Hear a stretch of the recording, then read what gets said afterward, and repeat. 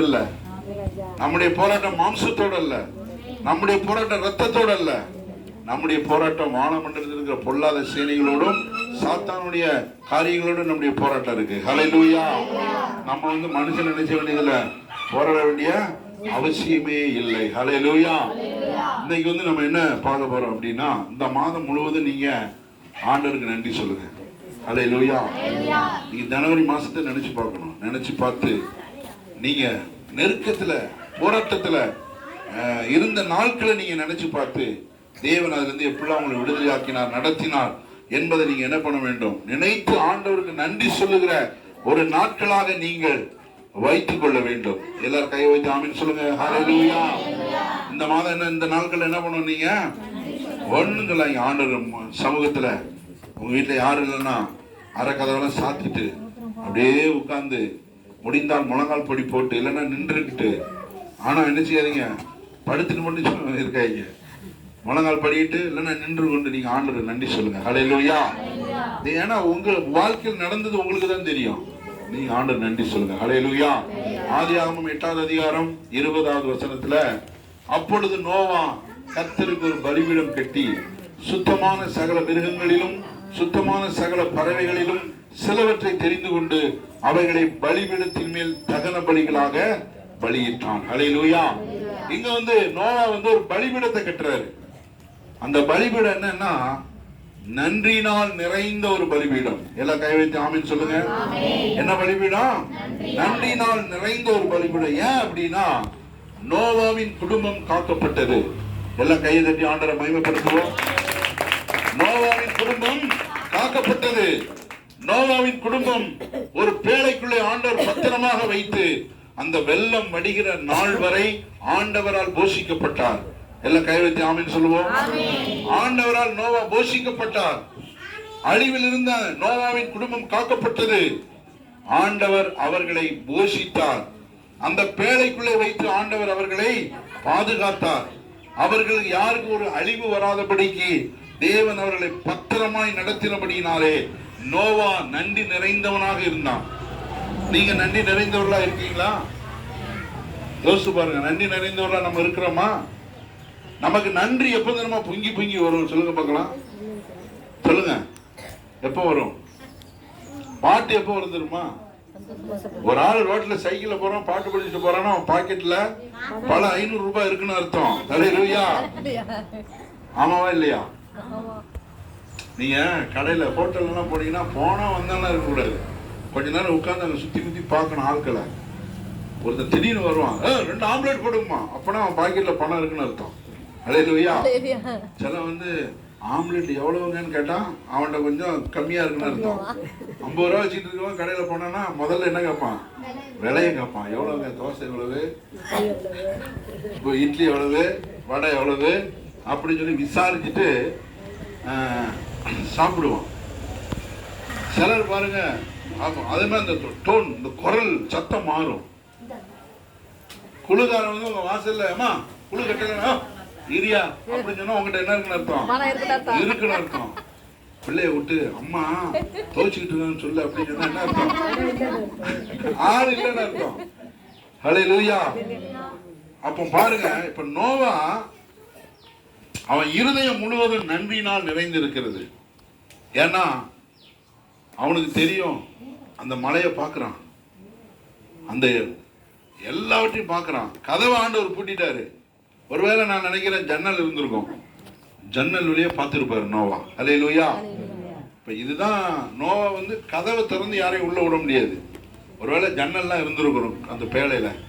அவர் ஜன்னல் வழியா பார்த்தா எல்லாம் ஒன்று தத்தளிப்பதையும் முங்குறதையும் அடிச்சு பரண்டது போறதையும் பார்த்து அந்த தண்ணீர் அப்படியே பெருகி அந்த அடிச்சு பரண்டு போறதெல்லாம் அவர் பார்த்திருப்பாரா இல்லையா? சொல்லுங்க, பார்த்திருப்பாரு. அந்த ஊர்ல ஒருவேளை அந்த ஊர்ல இருக்கிற சொந்தக்காரன் சொக்காரெல்லாம் பங்காளிலாம் கத்தி கத்தி தண்ணியில முங்கி சாகிறதெல்லாம் பார்த்திருக்கிறான். இதெல்லாம் பார்த்து ஆண்டவர் அந்த தண்ணியெல்லாம் வடிய பண்ணி கரையில கொண்டு இறக்கின உடனே என்ன பண்றான் பாருங்க. ஆண்டவரே, இப்படிப்பட்ட தண்ணியில என்ன அழிக்காம என் குடும்பத்தை, என் மனைவி, என்னுடைய 3 பிள்ளைகள், அவனுடைய மனைவிமார்கள் 8 பேரை எங்களை காப்பாத்தினீங்கன்னு சொல்லி ஒரு நன்றி பலிபீடத்தை கட்டுறான். ஹல்லேலூயா. ஆண்டவர் நம்மளை பாருங்க, இந்த ஜனவரி மாதத்துல யோசித்து பாருங்க, உங்களுக்கு ஆண்டவர் செய்ததான காரியங்கள் எனக்கு எதுவுமே செய்யல அப்படின்னு நீங்க சொல்லவே முடியாது. ஏன்னா ஆண்டவர் உங்களை உயிரோடு வச்சிருக்காரு. ஹல்லேலூயா. நம்ம உயிரோடு இருக்கிற ஒரே காரணத்துக்காக ஆண்டவர் நன்றி சொல்ல வேண்டும். அவர் எதுவுமே நமக்கு தராம இருக்கலாம். அதுவேளை ஒருவேளை நான் அதுக்கு ஜெபம் பண்ண நடக்கல, இதுக்கு ஜெபம் பண்ண நடக்கல, நான் அதை பிரேயர் பண்ண உபவாசம் நடக்கல, ஆனா மகளே நீ உயிரோடு இருக்கிறிய. ஹல்லேலூயா. கை கால் நல்லா ஆண்டவர் வைத்திருக்கிறாரு. எத்தனையோ பேர் படுத்த படுக்கையா இருக்கும் பொழுது நீ கொஞ்சமாவது நடமாடக்கூடிய அளவில் தேவன் உனக்கு பலத்தை ஆண்டவர் தந்திருப்பதற்காக நீங்கள் ஒரு நோவாவை போல ஒரு நன்றி பலி பீடத்தை கட்டி நீங்க ஆண்டவரை ஆண்டவருக்கு பலி செலுத்த வேண்டும். ஹல்லேலூயா சொல்லுங்க. ஹல்லேலூயா. இப்ப நோவா ஆண்டவர் பேழையை கட்டுன்னு சொல்லும் பொழுது கூட அவர் கீழ்ப்படிந்து கட்டுறாரு.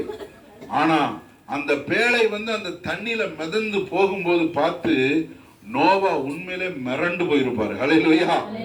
ஏன்னா நீங்க இன்னைக்கு பாருங்க, அந்த அந்த ஆத்துல அது என்ன மண்ணியாரா பலவாத்துல போய் பாருங்க, பிரம்மாண்டமா தண்ணி அப்படியே நிறைஞ்சு அப்படி நிக்குது.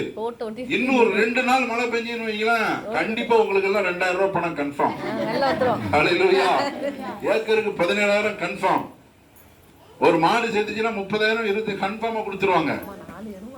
ஆண்டவர் பாருங்க, அந்த நஷ்டங்கள் வராதபடிக்கு தேவன் நம்மை பாதுகாத்து இருக்கிறார். அதற்காக நீங்க என்ன செய்யணும்? நன்றி சொல்ல வேண்டும். உண்மையில சொல்றேன், ஒருத்தன் புரோட்டாவை எடுத்து சாப்பிடுனா தொண்டையில சிக்கி செத்து போயிடலாம். ஆனா நம்ம எத்தனை நாள் முட்டையை முழுங்கி இருக்கிறோம். ஹல்லேலூயா. எத்தனை நாள் கறியை நல்லா கடிச்சு சாப்பிட்டு இருக்கிறோம். எத்தனை நாள் மீனை நம்ம சாப்பிட்டு இருக்கிறோம். ஆனா ஆண்டவர் அதெல்லாம் சிக்காதபடிக்கு நம்மள இந்த இடத்துல கொண்டு வந்திருக்கிறோம். அவருக்கு நன்றி சொல்லணுமா வேண்டாமா? ஹல்லேலூயா.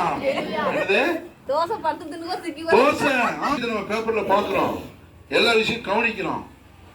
நிறைய பேரு திடீர்னு இருக்கிறாங்க, இறந்து போயிடுறாங்க. ஆனால் ஆண்டவர் நம்ம இந்த நேரம் வரை கொண்டு வந்தார். அதனாலதான் நோவா ஒரு பலிபீடத்தை கட்டி ஆண்டவருக்கு பலி செலுத்துறான்.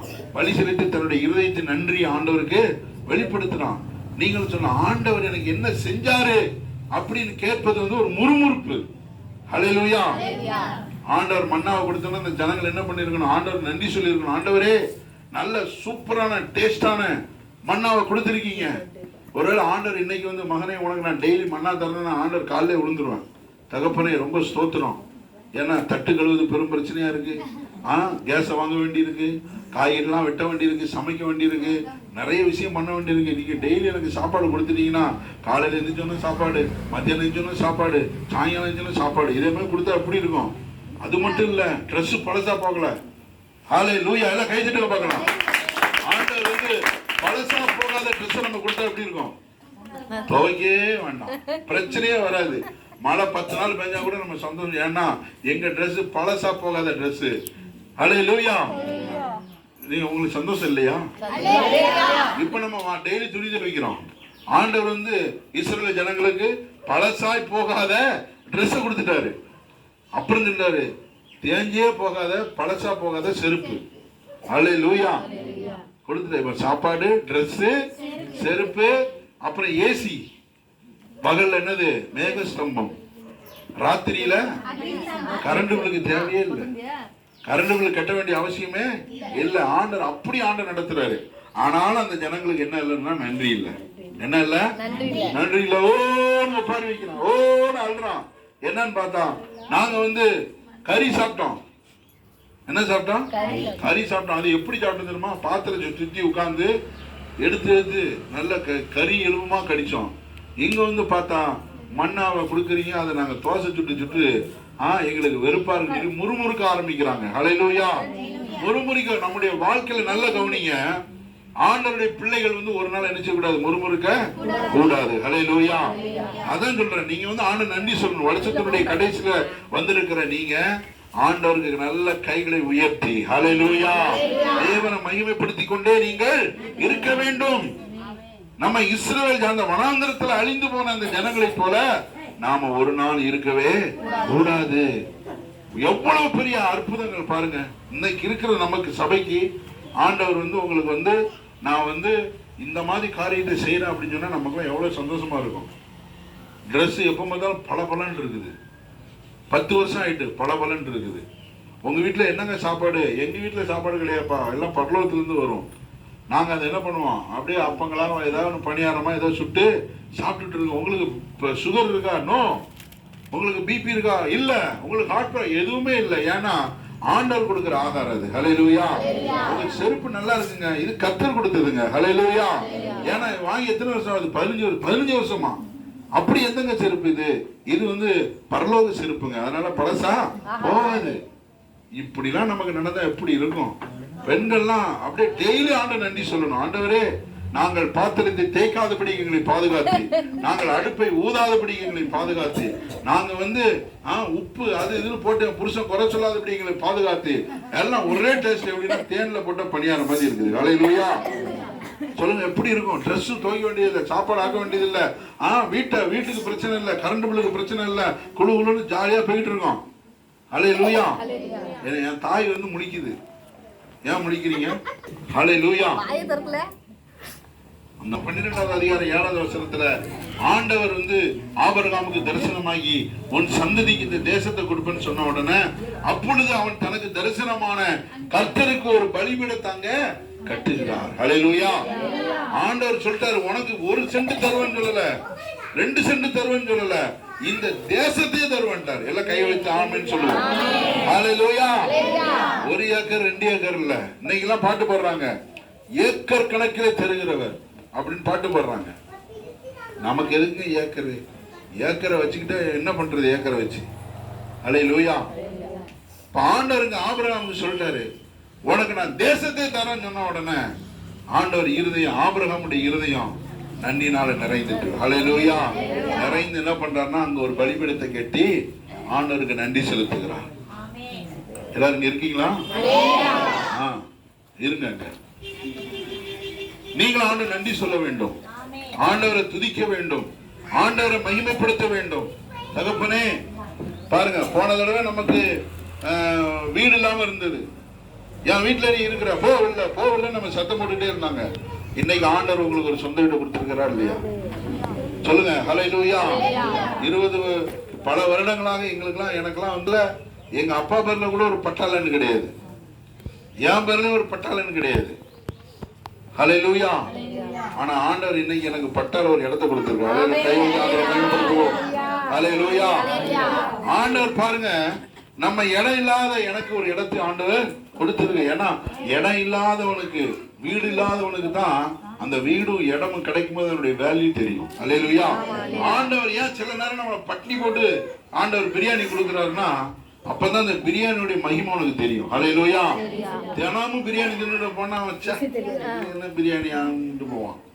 அது பட்னியா கிடக்குற 10 நாள் பட்னியா கிடந்து பிரியாணி கொடுத்தீங்கன்னா அவன் அதை சாப்பிட்டுட்டு அந்த வாசனைய மோந்துக்கிட்டே இருப்பான். என்ன செய்வான்? நீங்க பிரியாணி சாப்பிட்டு கையை மோந்து பாக்குறது இல்லையா? எத்தனை நேரம் நான் மோந்து பார்த்துருக்கோம். ஹல்லேலூயா. பாருங்க, பிரியாணி சாப்பிட்டேன்னா கை கழுவி தொடச்சு முடிச்சோன்னா அந்த மோந்து அந்த ஸ்மெல் உள்ள போனாதான் அந்த இருதயம் அப்படியே நிறையும். ஹல்லேலூயா. அது வரைக்கும் என்ன செய்யாது. சில நேரங்கள்ல வண்டியில வந்து பாருங்க, நேரத்து வண்டியில வந்துட்டு இருக்கோம், ஒரு இடத்துல அப்படி கறி குழம்பு வாசனை அப்படியே தூக்குது ஆள. ஹல்லேலூயா.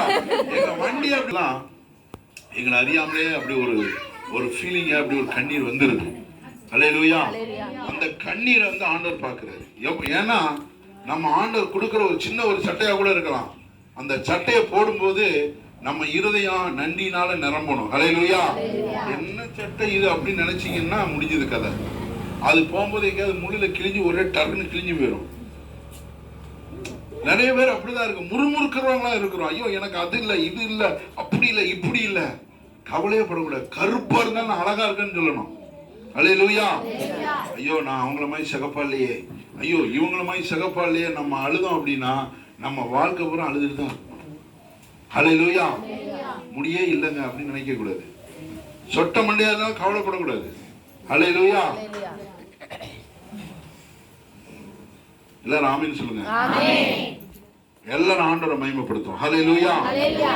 ஆண்டவருக்கு நீங்க என்ன செய்யணும்? நன்றி சொல்லணும். நீங்க வாங்குற ஒவ்வொரு ஆண்டவர் கொடுக்கிற ஒரு சின்ன விஷயமா இருந்தாலும் நீங்க தேவனை என்ன செய்ய வேண்டும்? மகிமைப்படுத்த வேண்டும். நன்றின்னு சொல்லி ஆண்டவரை நீங்கள் துதிக்க வேண்டும்.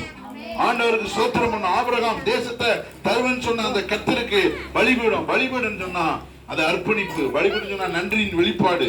நம்ம நன்றியின் வெளிப்பாடு தான் நீங்க சொல்றோம். நன்றியின் வெளிப்பாடா இருக்கணும். ஹல்லேலூயா. எத்தனையோ நாட்கள் நாங்க கல்யாணம் ஆகி ஊழியத்தை ஆரம்பிக்கும் போது நாங்க ஜெபம் பண்ணோம். ஆண்டவரே, எங்க அரிசி பாத்திரத்தை நீ ஆசீர்வதிக்க வேண்டும். இந்த பாத்திரத்திலிருந்து நாங்க மட்டும் தின்னுட்டே இருப்போம் ஜெபம் பண்ணுவேன். இந்த பாத்திரத்திலிருந்து நிறைய பேர் கொடுக்கணும். ஹல்லேலூயா. ஏன்னா நம்ம அநேக நேரங்களில் ஆண்டவருடைய வார்த்தை விசுவாசிக்கிறது இல்லை. எனக்கே பத்தலாம் தான் சொல்றோம். ஆனா விதவை தீர்க்கதரிசிக்கு முதல்ல கொஞ்சம் மாவு கொஞ்சம் எண்ணெய் இருக்கு. தீர்க்கதரிசி கொண்டு முதல்ல கொடுக்குறான். வசந்த அந்த பஞ்சம் முடிகிற வரைக்கும், அந்த 3 வருடங்களுக்கு மேலாக அந்த பஞ்சம் முடிகிற வரைக்கும் அந்த எண்ணெயில அந்த எண்ணெய் பாத்திரத்துல இருக்க எண்ணெய் குறையும் இல்லை, மாவும் குறையல. எல்லாரும் அல்லேலூயா சொல்லுங்க. அப்ப நம்ம வாழ்க்கையில நம்ம ஏழைகளுக்கு எடுத்து கொடுக்க அந்த அரிசி என்ன பண்ணும் சொல்லுங்க. நீங்க மட்டும் தின்னீங்கன்னா குறைஞ்சிரும். நீங்க மட்டும் தின்னீங்கன்னா என்ன பண்ணணும்? குறைஞ்சிரும். நீங்க ஏழைகளுக்கு எடுத்து கொடுத்தீங்கன்னா, தேவலோருக்கு எடுத்து கொடுத்தீங்கன்னா, அங்க அரிசிக்குள்ள ஒரு ஊத்து ஆண்டவர் வச்சிருப்பாரு. ஹல்லேலூயா. அது என்ன ஊத்துனா அரிசி ஊத்து. எல்லாரும் சொல்லுங்க, என்ன ஊத்து? அரிசி. நீங்க ஒரு படி எடுத்தீங்கன்னா ஒரு படி ஊறிடும். என்னடா இந்த வந்துகிட்டே இருக்கு? ஜெபம் பண்ணணும். நாங்களாம் உண்மையில நான் வந்து பெருமைக்காக சொல்லல, உங்களை உற்சாகத்துக்காக சொல்றேன். நாங்க குழம்பு வைக்கும் போது ஜெபம் பண்ணுவோம். ஆண்டவரே, சோறு இட்லி சுடும் போது ஜெபம் பண்ணுவோம்.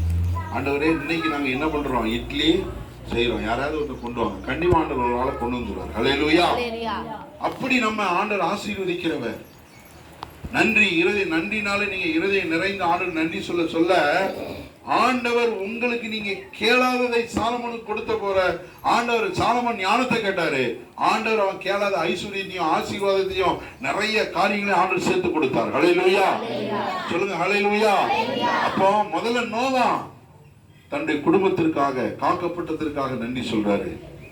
ஆபிரகாம் பாருங்க, அங்க ஊர் விட்டு ஊர் வராரு. ஊர் விட்டு ஊர் வந்த இடத்துல ஆண்டவர் சொல்றாரு, உனக்கு நான் அந்த தேசத்தை தருவேன்ப்பா. நீ எங்கெல்லாம் நடந்து திரிஞ்சியோ அந்த இடத்துல என்ன பண்ண உனக்கு தருவேன்னு சொன்ன உடனே ஆபிரகாம் இருந்து என்ன பண்ணிட்டு நன்றினால் நிறைந்து, பாப்பா இங்க கவனிக்கிறியா, அங்க என்ன பாக்குற? ஹல்லேலூயா. ஆண்டவருக்கு நன்றி செலுத்த வேண்டும். ஆபிரகாம பாருங்க, அவர் எங்க போனாலும் ஒரு பலிபீடத்தை கட்டிடுவாரு. எங்க போனாலும் பலிபீடத்தை கட்டி ஆண்டவருடைய நாமத்தை துதித்துக் கொண்டே இருக்கிறார், மகிமைப்படுத்திக் கொண்டே இருக்கிறார். அதனாலதான் ஆண்டவர் ஆபிரகாம ஆசீர்வதித்துக் கொண்டே போகிறார். ஹல்லேலூயா. நம்மளும் ஆண்டவருடைய வாழ்க்கையை, நம்முடைய வாழ்க்கையில் ஆசீர்வாதங்கள் நன்மைகளை பெற்றுக்கொள்ளணும்னா நீங்க நன்றி உள்ளவர்களாக இருக்க வேண்டும்.